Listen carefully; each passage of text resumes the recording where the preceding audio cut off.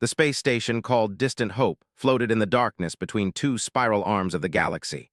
It was old, built nearly 60 years ago when humans first started making friends with alien species. The metal walls showed their age with patches of rust and repair work. The air recyclers hummed constantly, and sometimes the lights flickered when too many systems ran at once. But none of that mattered to Emma Davis. What mattered to her was the 7 small aliens currently asleep in a pile of blankets and cushions in the corner of the nursery wing. Emma was 31 years old.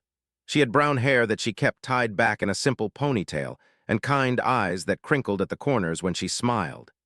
She had worked with alien children for almost 8 years now, traveling from station to station, learning languages and customs and the thousand small details that made each species unique. The cubs were her assignment, and they had stolen her heart completely.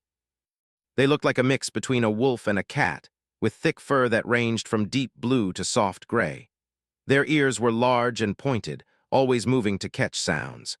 Their eyes were the color of honey mixed with gold, and they glowed faintly in the dark. They walked on 4 legs when they were tired or scared, but could stand on 2 legs when they wanted to use their clever front paws. The oldest was named Taka. She was almost 5 years old and counting, which made her about 7 in human years. She was serious and watchful, always making sure her younger siblings were safe and fed before she ate anything herself. Then came twins who were never more than a few feet apart. They were 4 years old and loved to play tricks on everyone, including Emma.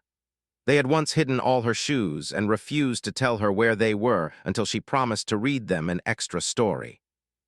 Was 3.5, quiet and thoughtful. She spent hours looking out the windows at the stars, and she asked Emma questions about human worlds that Emma sometimes could not answer. Was 3 years old and the loudest of the group. He ran everywhere, crashed into everything, and apologized to nothing. Emma had lost count of how many times she had bandaged his scraped knees and bumped head. Was 2.5, shy and gentle.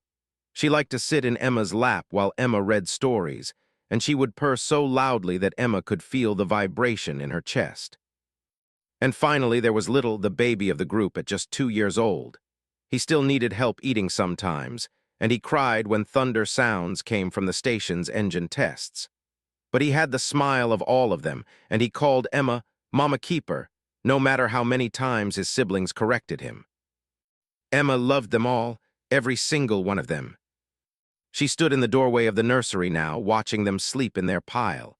Cubs always slept together, piled on top of each other in a heap of fur and warmth.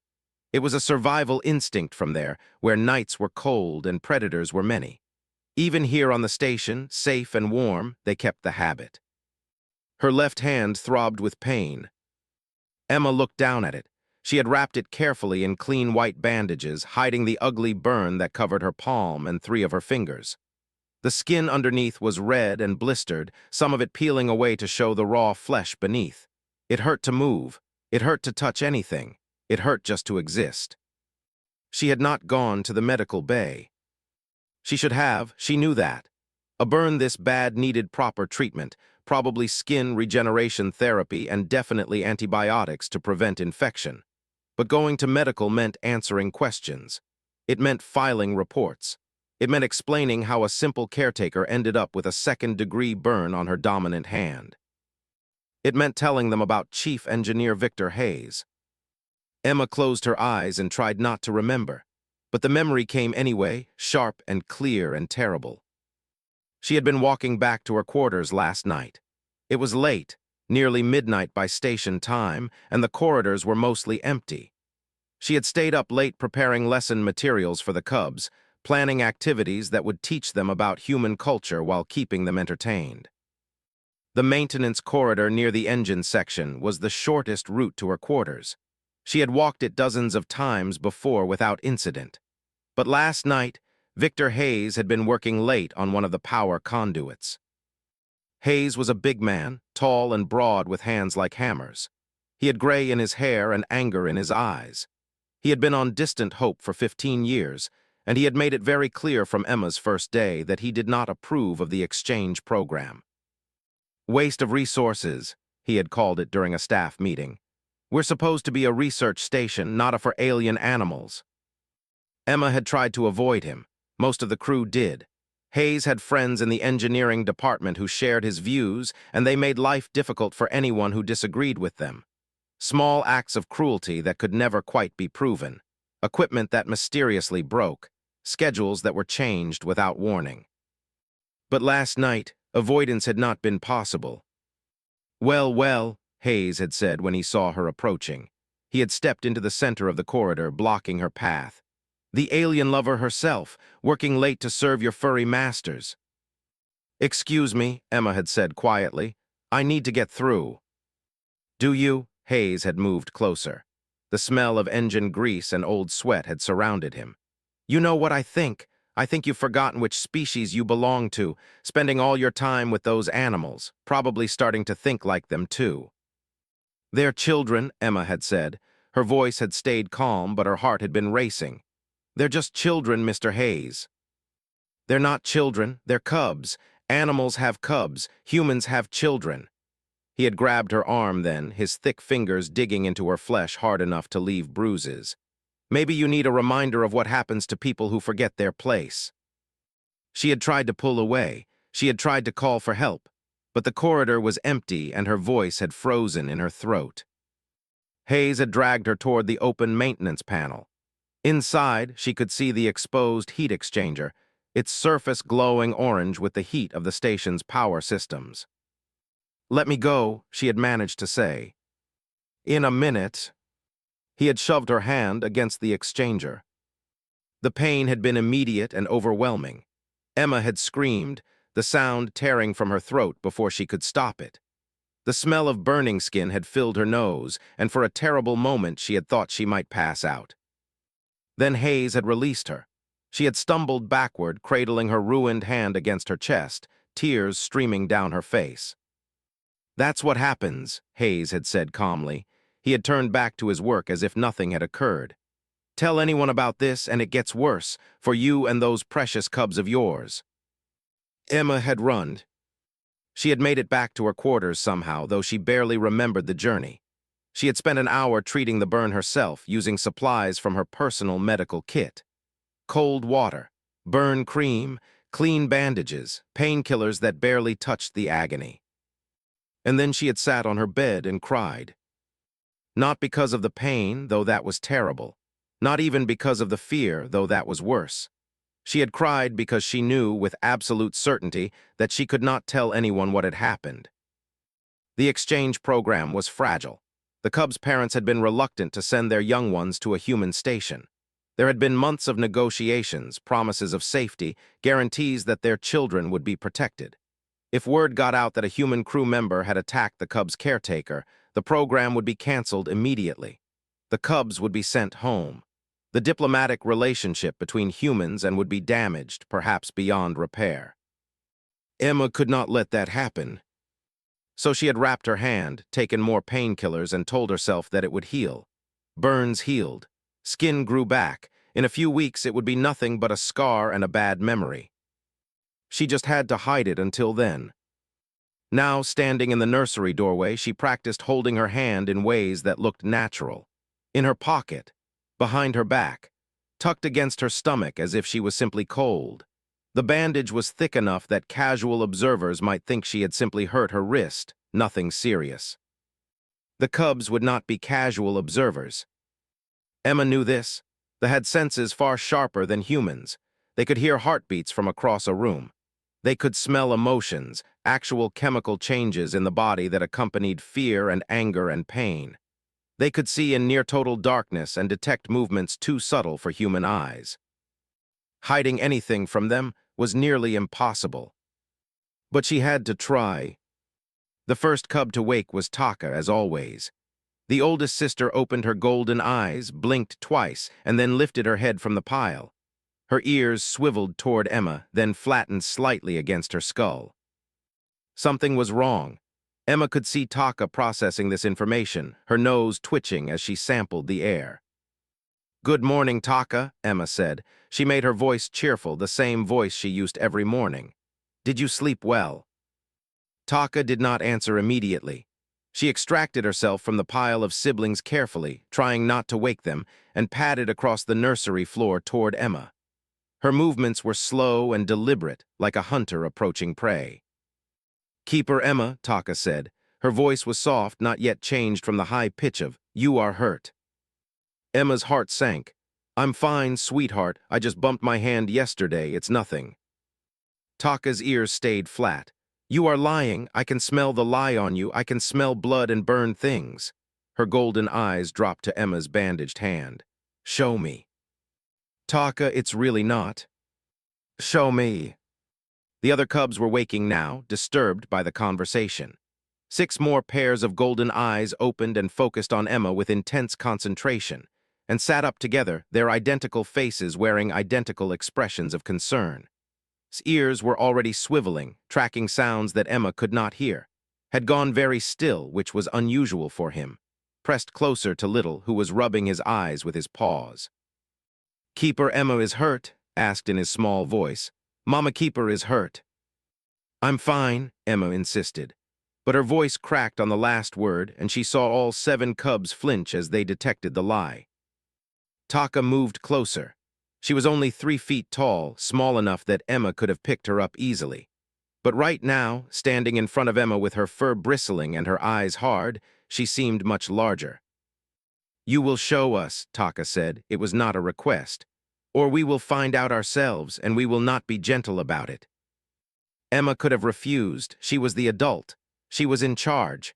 The cubs were supposed to obey her, not the other way around. But she was tired. Her hand hurt. And the way they were looking at her, with such worry and such love, made her resistance crumble. "Okay," she whispered. "Okay." She knelt down so she was closer to their level. With her right hand, she slowly unwrapped the bandage from her left. The cubs watched in absolute silence as the white cloth came away layer by layer. The burn was worse than it had been last night. The skin was red and swollen, with blisters that had broken open and leaked fluid. Some areas had turned white, a sign that the damage went deeper than Emma had hoped. The edges of the wound were angry and inflamed. Little whimpered and hid his face against shoulder. Herself looked like she might cry, but the older cubs did not cry. Their expressions shifted from worry to something else, something harder and colder. "Who did this?" Taka asked. "It was an accident. I touched something hot by mistake." "That is another lie," spoke this time, her voice sharp.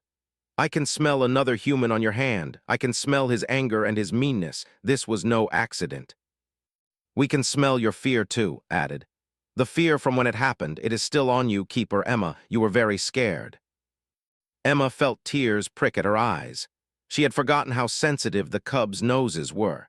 They could read her like a book, and the story they were reading was making them angrier by the second.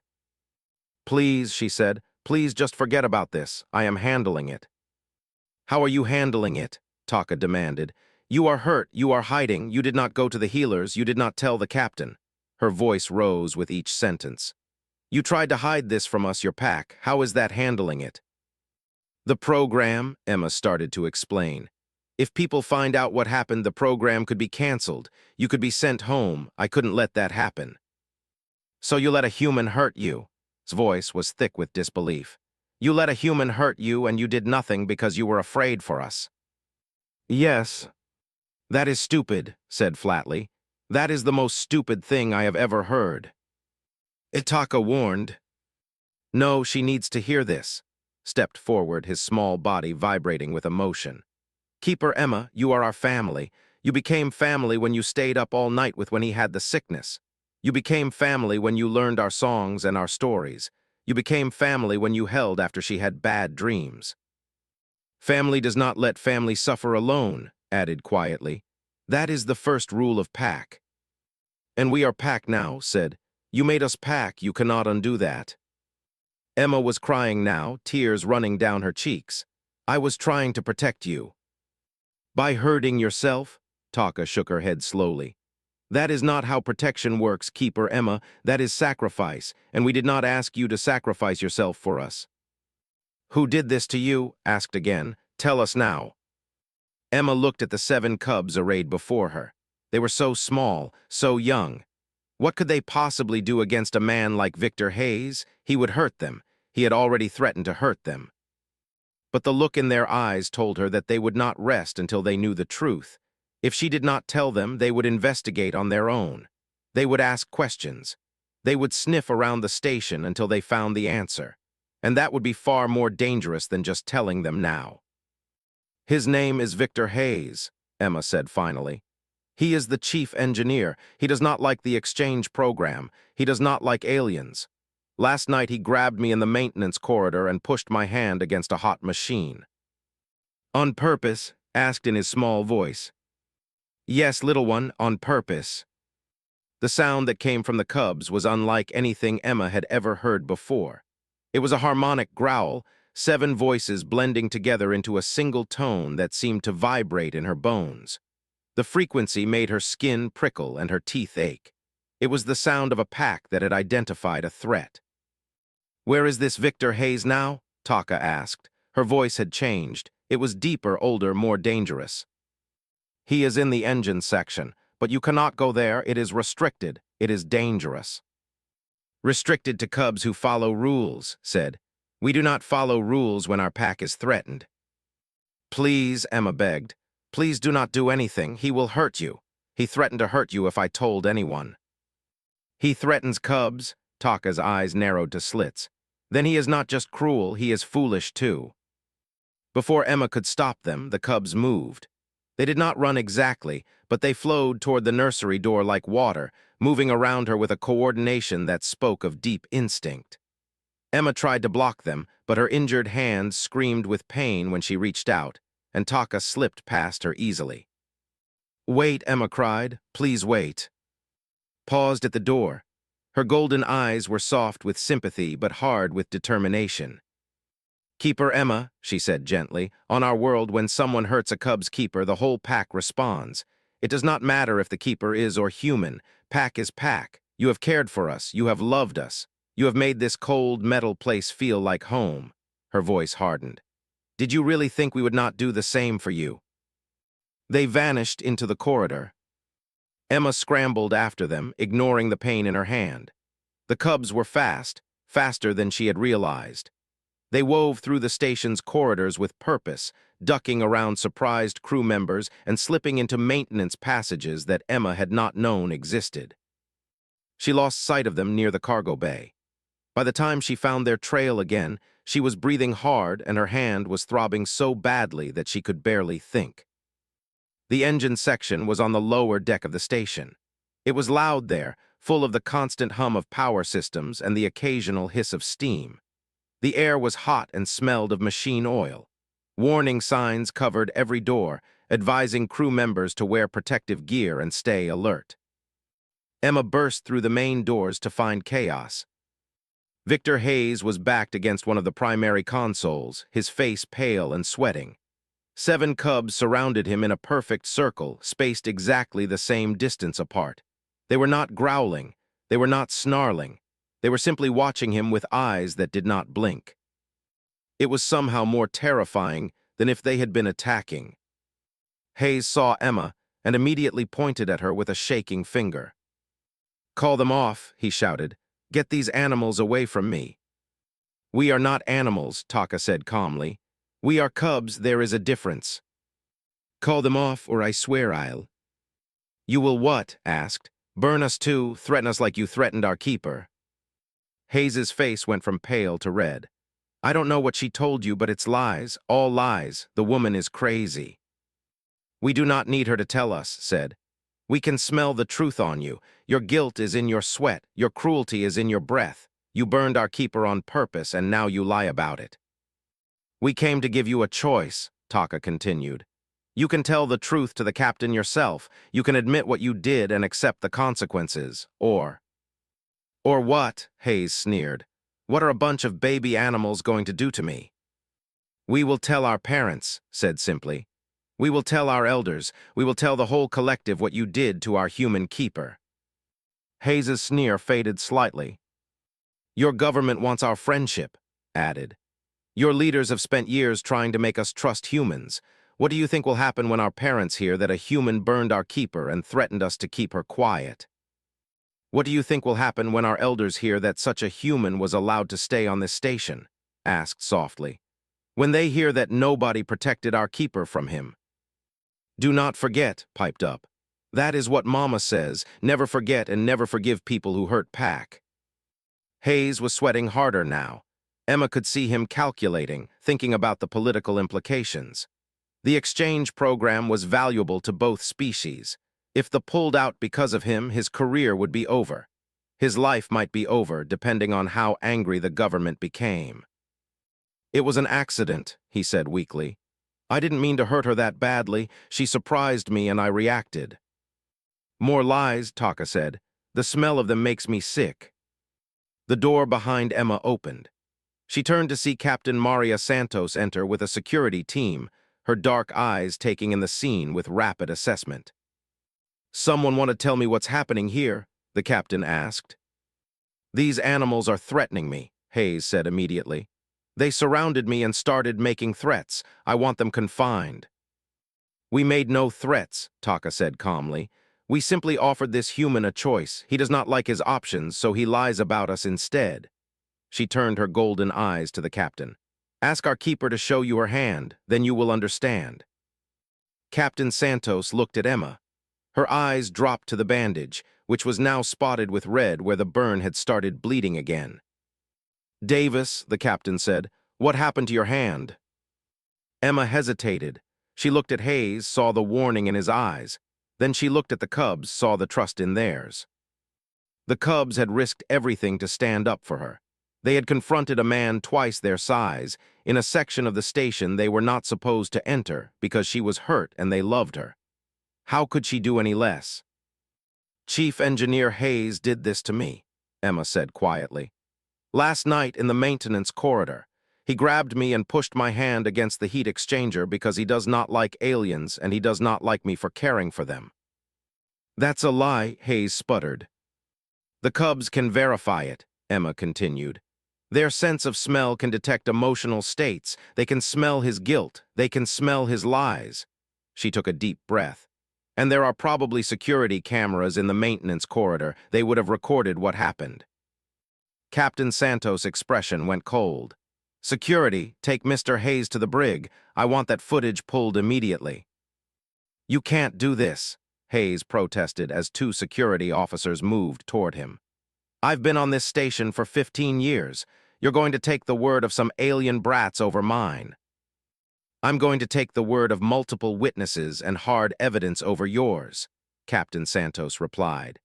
And if I find out you've been threatening any member of my crew, human or otherwise, 15 years won't save you. Hayes was escorted out, still protesting. The cubs watched him go with satisfaction but no triumph. When he was gone, they immediately turned their attention back to Emma. You need to see the healers now, Taka said firmly. No more arguing. Yes, Emma agreed. She was suddenly exhausted, the adrenaline draining from her body and leaving her hollow. Yes, I think I do. Captain Santos approached her. I'll escort you myself, and on the way you're going to tell me everything from the beginning. Emma nodded, but before she could move, Little rushed forward and wrapped his arms around her leg. Mama Keeper is safe now, he asked, looking up at her with worried golden eyes. Emma felt tears threatening again. She bent down awkwardly and pulled the small cub into a one-armed hug. Yes, little one, she said softly. I'm safe now, thanks to you and your brothers and sisters. Good, said with satisfaction. Pac takes care of Pac, that is the rule. That is the rule, Emma agreed. The medical bay was quiet and cool, a welcome change from the heat of the engineering section. Dr. Samuel West examined Emma's hand with gentle efficiency, his face growing more concerned as he assessed the damage. Second-degree burns, some areas approaching degree, he reported. You should have come to me immediately, Emma. This needed treatment hours ago.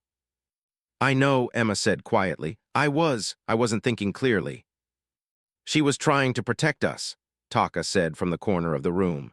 The cubs had refused to leave Emma's side, and after several failed attempts to convince them otherwise, the medical staff had given up and let them stay. She did not want the program to be canceled because of one bad human. Dr. West raised an eyebrow.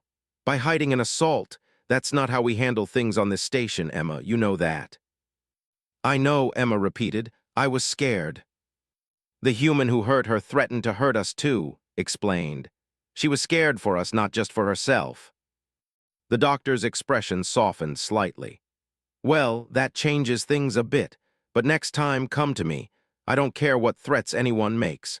Medical confidentiality exists for a reason, and I'm not about to let any of my patients suffer because they're afraid to seek treatment. He began the regeneration process, applying specialized equipment to Emma's hand that would encourage new skin growth and reduce scarring. It would take several sessions over the next few weeks, but she would make a full recovery. The cubs did well today, Dr. West said as he worked. Confronting Hayes like that took courage. It took foolishness, Emma said, but there was no real heat in her voice. They could have been hurt. We were not hurt, said proudly. We were smart, we did not attack him, we just talked. Very effectively from what I heard, the doctor smiled slightly. The whole station is talking about it. 7 cubs cornering the chief engineer because he hurt their caretaker. It's quite a story. It is not a story, said seriously. It is what Pac does. I'm beginning to understand that. Captain Santos arrived as Dr. West was finishing up. She had a data pad in her hand and a satisfied expression on her face. The security footage confirms everything, she said. Hayes grabbed you, dragged you to the panel, and deliberately burned your hand.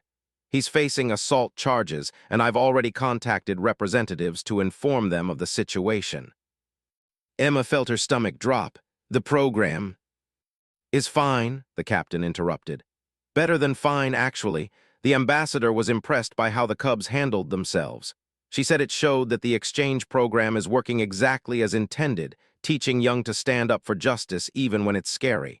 She smiled slightly.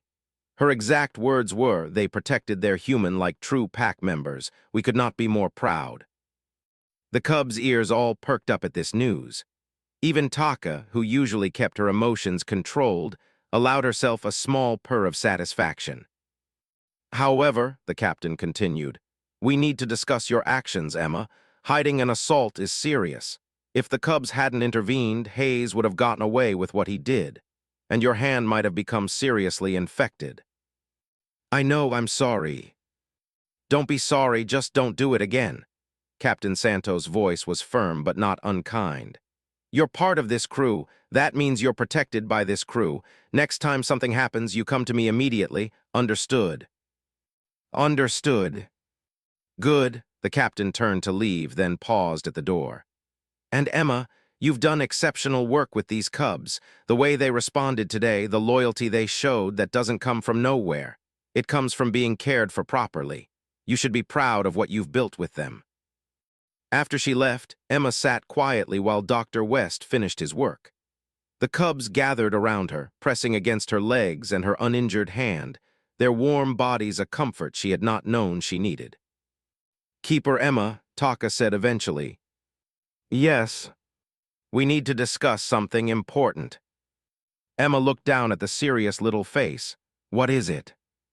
You tried to protect us by hurting yourself. This is not acceptable. Taka, let me finish. The cub's voice was gentle but firm. We understand why you did it. You love us. You were afraid for us. These are good reasons. She paused, but you forgot something important. What did I forget?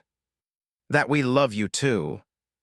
The simple words hit Emma harder than she expected. Her eyes filled with tears again, and this time she did not try to stop them. You are our keeper, Taka continued. You are our teacher and our friend and our family. When you hurt, we hurt. When you hide your pain, we feel it anyway, and it is worse because we cannot help you. She placed one small paw on Emma's knee. Promise us that you will not do this again. Promise us that you will let us help you just as you help us. Emma looked at the 7 cubs gathered around her. She saw the worry in their eyes, the love, the determination. They had risked everything for her today.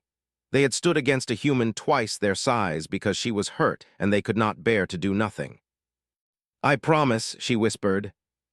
Good, said with satisfaction. Because if you break that promise, we will be very angry, and you do not want to see us angry. I've seen you angry. It's very impressive. It will be more impressive next time, warned. We were being nice to that Hayes human. We could have been much scarier. Please don't be scarier. I think you scared him enough. He deserved to be scared, said firmly. He hurt Mama Keeper. Bad humans should be scared. Not all problems can be solved by scaring people, Emma said gently. But some problems can, pointed out, and that was one of them. Emma had to admit that the cub had a point. The next few weeks passed quickly. Emma's hand healed, slowly but steadily. The regeneration treatments worked well, and Dr. West was confident that she would have full use of her hand again within a month. Victor Hayes was removed from the station and sent back to Earth to face trial. The charges against him were serious, and the involvement of the Cubs had turned the case into an incident that received attention from the highest levels of both governments. The ambassador visited the station to meet with Emma and the Cubs personally. She was tall and elegant, with silver fur and eyes that seemed to see everything at once. "You have done well, human," the ambassador said to Emma. "Our Cubs are happy and healthy and learning important lessons about courage and justice." "Thank you, ambassador, but the Cubs deserve most of the credit. They're the ones who stood up to Hayes. They learned courage from somewhere." The ambassador's eyes were knowing. "Cubs do not learn to protect others unless they have been protected themselves. You have given them a gift, Emma Davis, the gift of feeling safe enough to be brave." "They've given me gifts too," Emma said, "more than I can count." The ambassador nodded slowly. "This is as it should be. Family gives and receives, pack supports and is supported." She reached out and touched Emma's hand, the one that had been burned. "You carry a mark now, a scar that will always be there. Dr. West says it will fade. Perhaps, but to eyes, it will always be visible. We see scars differently than humans do." The ambassador's voice was soft. "To us, scars tell stories, and your scar tells a story of sacrifice and love. It tells us that you suffered for our young ones. It tells us that you put their safety above your own." "I was just trying to protect the program." "You were trying to protect them. The program was an excuse you told yourself so that you would not have to admit how much you loved them." The ambassador smiled slightly. "Humans do this, we have noticed. You hide your feelings behind practical reasons, but see the truth." Emma did not know how to respond to that, so she said nothing. "We have discussed what happened here," the ambassador continued. "The collective has made a decision about you, Emma Davis." "A decision?" "You have been claimed as pack by our Cubs. This claim has been accepted by their parents and by our elders. You are now considered an honorary member of the collective." The ambassador's voice became formal. "This means that harm done to you is harm done to us. It means that wherever you go, you have a home among our people. It means that you are family, now and forever." Emma stared at her. "I don't know what to say." "Say that you accept. Say that you will honor this bond as we will honor it." Emma looked at the 7 Cubs watching from the corner of the room. They were all staring at her with intense hope, their ears forward and their tails twitching with excitement. "I accept," Emma said. "I will honor this bond with everything I have." The Cubs erupted into cheers and rushed toward her, piling onto her lap and shoulders in a mass of warm fur and happy purring. Even Taka, usually so dignified, let out a yip of joy and joined the pile. "Pack, pack, pack," Little chanted, bouncing up and down. "Mama Keeper is pack forever." "Forever," Emma agreed, laughing through tears. "Forever and ever." The ambassador watched the scene with visible satisfaction. "You have given our Cubs something precious, Emma Davis. Something that cannot be taught or learned, only felt. You have given them the knowledge that love crosses all boundaries, that family is not about species or blood, but about choice and commitment." "They gave me the same thing," Emma said softly. "They showed me that I was worth protecting, even when I didn't believe it myself." "That is what pack does," the ambassador said. "We see the worth in each other even when we cannot see it in ourselves." As the ambassador left, Emma held her Cubs close and thought about everything that had happened. Her hands still ached sometimes, especially when the weather systems on the station changed. The scar was visible, a pale mark across her palm that would never fully disappear. But when the cubs saw it, they did not see injury. They saw proof that their keeper loved them enough to suffer for them. They saw proof that she was Pack. And when Emma saw it, she saw proof that she was not alone. That 7 small aliens from a world she had never visited had claimed her as their own and would protect her with everything they had. She had come to Distant Hope to care for cubs. She had expected to teach them about human culture and help them adjust to life on a space station. She had not expected to find a family. She had not expected to find herself. That evening, Emma sat in the nursery with all 7 cubs piled around her. The lights were dimmed, and stars were visible through the viewport, thousands of points of light against the darkness of space. "Tell us a story," requested sleepily. "A good one." "What kind of story?" "Tell us about the cubs who saved their keeper," said. "That's a good story. You were there, you know what happened." "But it sounds better when you tell it," said. "You make it sound like a legend." Emma smiled and settled back against the cushions. 7 warm bodies pressed closer to her, 7 pairs of golden eyes watching her face in the dim light. "Once upon a time," she began, "there was a human who came to live on a space station far from her home. She was given the job of caring for 7 cubs, and at first she thought it would be just like any other job. But it wasn't," prompted. "No, it wasn't, because the cubs were special. They were clever and brave and full of love, and without meaning to, the human began to love them back." "Did she tell them she loved them?" asked. "Not at first. Humans are sometimes silly about things like that, but she showed them in other ways. She learned their songs and their stories. She stayed up when they were sick. She held them when they were sad." "And they knew," Taka said quietly. "They knew she loved them." "Yes, they knew, but then something bad happened. A cruel human hurt the keeper because he did not like aliens, and the keeper was afraid, so she hid her injury. She wrapped it up and tried to pretend everything was fine." "That was the wrong choice," said seriously. "It was, but she made it because she loved the cubs and did not want them to worry. She did not understand yet that loving someone means letting them help you." "So what happened next?" asked, though she already knew. "The cubs found out. Their sharp noses and clever eyes saw through the keeper's hiding, and when they learned what had happened, they were very angry." "We were furious," confirmed. "They went to find the cruel human. They surrounded him and made him face what he had done. They were small and he was big, but they were not afraid." "Pack is not afraid when Pack is together," recited. "Exactly, and because the cubs were brave, the cruel human was caught and punished. The keeper was healed, and everyone learned an important lesson." "What lesson?" asked, his eyes already starting to close. "That family is not about where you come from or what you look like. Family is about who you choose to love and who chooses to love you back. And once you are family, once you are Pack, nothing in the universe can break that bond." "Not even mean humans," Taka murmured. "Not even mean humans. Not even distance or time or any of the hard things that life throws at us. Pack is forever."